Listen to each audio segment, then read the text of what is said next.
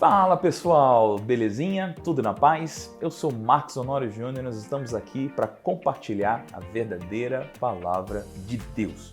Ao longo do tempo, a igreja tem muitas vezes se enrolado com questões, misturado religiosidade com a palavra de Deus, e o nosso desejo nesse espaço é mostrar para você o que de fato é o Evangelho do Senhor Jesus Cristo, o Evangelho que liberta, que transforma, que alegra e que dá vida. Esse trabalho conta com excelente e maravilhoso apoio da Soul Lab Produtora. Aqui embaixo tem a descrição de quem eles são, você faz muito bem de acessar o link aqui e ter todas as informações que eles podem te dar.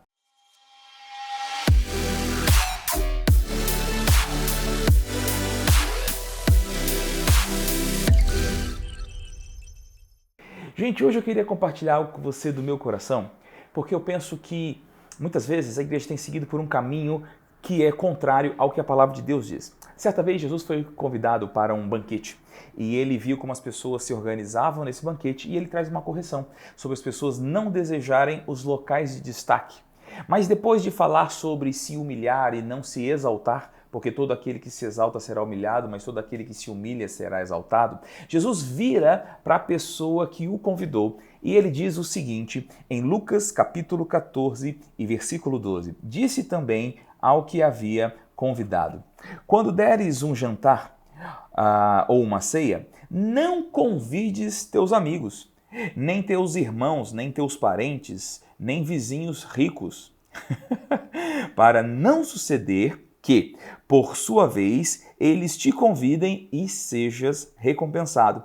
Antes, ao dares um banquete, convida os pobres, os aleijados, os coxos e os cegos. E serás bem-aventurado pelo fato de não terem eles com que recompensar-te.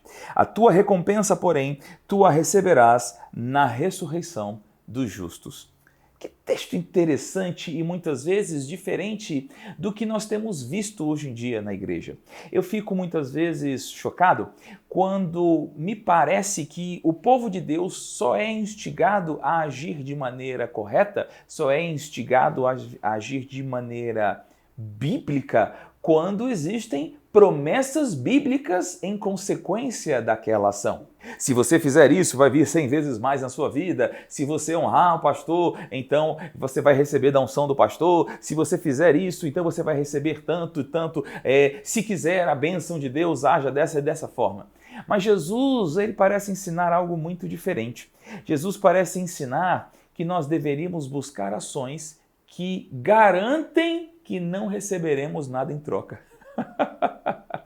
Que coisa tão diferente. Outra coisa maravilhosa, Jesus diz, isso vai ter recompensa, mas é uma recompensa na eternidade, depois da ressurreição, não é para nós, para essa vida. E eu fico pensando, quantos de nós estamos dispostos a plantar no reino dos céus? Várias vezes, Jesus disse que nós não deveríamos amar esta vida. Jesus disse que nós não deveríamos amar o dinheiro, mas acumular tesouros no céu, tesouros eternos.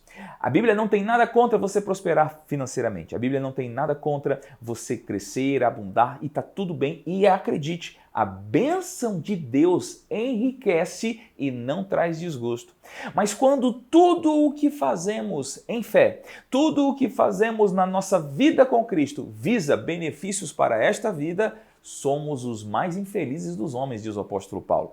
Paulo mesmo em Colossenses capítulo 3, versículo 1 diz que se a nossa vida está oculta juntamente com Cristo em Deus, devemos pensar nas coisas do alto, devemos ter as coisas do alto, os prêmios eternos, o galardão eterno, a aprovação eterna de Deus como algo mais valioso e importante. Agora, Jesus está mostrando que esse investimento na eternidade e não em coisas temporais, passa por abençoarmos os pobres, abençoarmos aqueles que enfrentam necessidades, aqueles que estão passando dificuldades.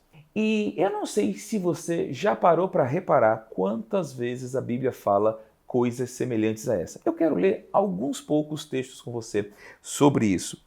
Salmos, capítulo 12, versículos 5 e 6 diz assim: por causa da opressão dos pobres e do gemido dos necessitados, eu me levantarei agora, diz o Senhor, E porei a salvo a quem por isso suspira. As palavras do Senhor são puras, para prata refinada em cadinho de barro, depurada 7 vezes.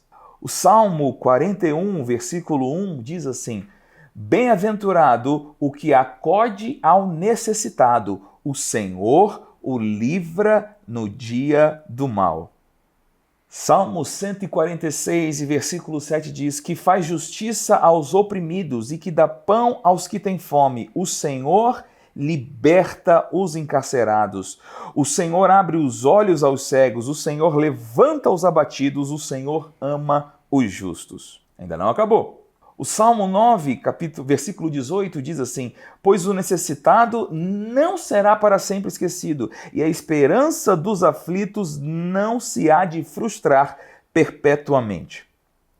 Olha o Salmo 68, versículo 5. Pai dos órfãos, juiz das viúvas, é Deus em sua santa morada. Deus faz que o solitário more em família, tira os cativos para a prosperidade, só os rebeldes habitam em terra estéril. E eu quero terminar com Tiago, capítulo 1, e verso 26.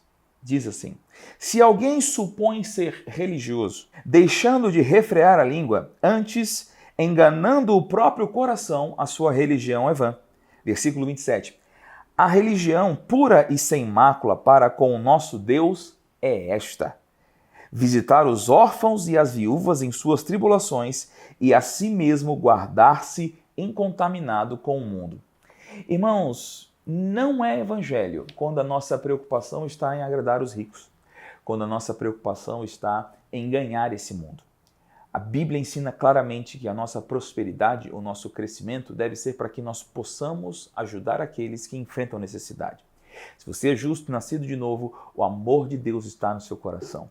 E ele se revela como pai dos órfãos e das viúvas. O que significa o pai dos órfãos e das viúvas? Por que não dos pobres, mas dos órfãos e das viúvas? Porque naquela sociedade patriarcal antiga, o homem, o pai, o marido, ele era a força econômica da família. Uma vez que a mulher ficava viúva e o jovem ou a criança ficava órfão, ele não tinha força para se manter, ele não tinha capacidade de se manter. E órfãos e viúvas eram indigentes, eram pessoas que enfrentavam necessidades. Nunca se esqueça da viúva pobre que deu a maior oferta e ela deu 2 pequenas moedinhas e aquela era a maior oferta porque ela deu todo o seu sustento. Porque as viúvas não tinham de onde tirar o sustento, elas não tinham força de trabalho.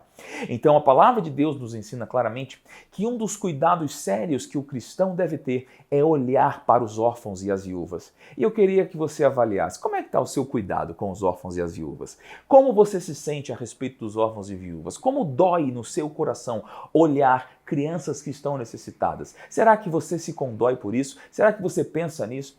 Quantas instituições têm sido ajudadas por você? Quantas pessoas famintas têm sido atendidas pela sua mão cristã? Será que não estamos vivendo apenas para receber de Deus e acumular tesouros na terra? Sabe, os tesouros na terra serão corroídos por traça e ferrugem. Mas os tesouros celestiais, eles são eternos. E os tesouros celestiais passam por atender quem não pode te dar nada em troca. Seja abençoado.